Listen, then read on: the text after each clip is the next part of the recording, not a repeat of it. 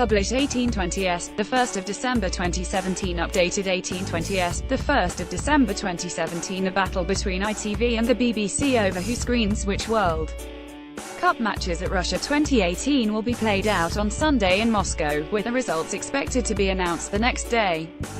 The Big Split, as the two networks are calling it, will be staged at the Stalin-built Hotel Ukraina, with the two teams of negotiators in Russia backed up by advisors in the UK. The BBC have first choice and are likely to go for England's marquee group game against Belgium. ITV's tactics might see them plump first for England's last 16 match, if they go through, which would see them play Poland, Senegal, Colombia or Japan. Or either side could use their first choice to gamble on a potential England quarter-final against Brazil or Germany. The terrestrial giants agreed to pick alternate games after the stalemate over the 2010 World Cup went on for months. The BBC and ITV will negotiate over who screens which World Cup matches on Sunday. FIFA have always insisted that Gianni Infantino's legends, the troupe of former players who turn up at FIFA occasions to glad hand or play exhibition games, are only paid expenses. But why would Diego Maradona, by far the biggest legend, turn out to promote FIFA with such unusual reliability? He must surely be paid a king's ransom. FIFA insists that legends such as Diego Maradona are only paid expenses for their appearances. The Russian World Cup organizers made no secret of their desire for their official Wi-Fi to be used by all media attending the draw in Moscow, with all the extra concerns around fancy bear-style hacking that creates. Officials armed with a Ghostbusters-style machine were moving around the media center in the Kremlin, detecting any private Wi-Fi device brought in to avoid the Russian network. FIFA say the restrictions were decided by the Russian authorities.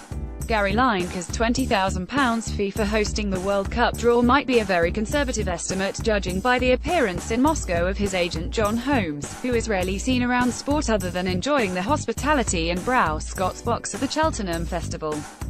The £20,000 fee Gary Lineker received for hosting the draw might be a conservative estimate. FIFA's pre-draw press conference was hijacked by Russia's Deputy Prime Minister Vitaly Mutko in a major PR embarrassment. Mutko, sitting alongside FIFA President Gianni Infantino, used the platform to defend Russia over their doping issues, claiming countries, including the UK and the US, were not subject to the same scrutiny.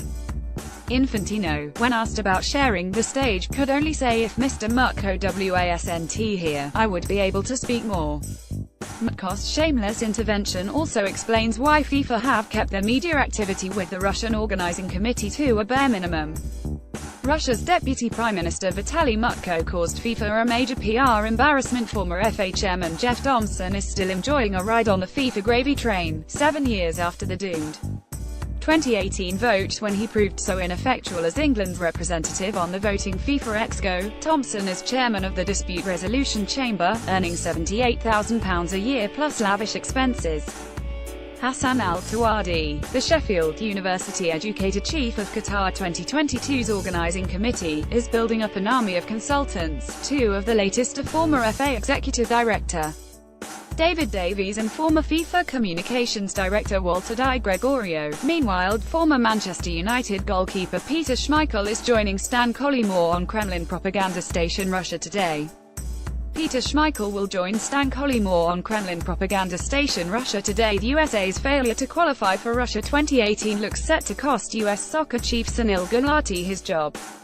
There are 7 contenders standing for election, with Gulati yet to decide whether to enter the crowded field. Even more gallingly for Gulati, his close aide, billionaire former Goldman Sachs partner Carlos Cordero, has put his hat in the ring.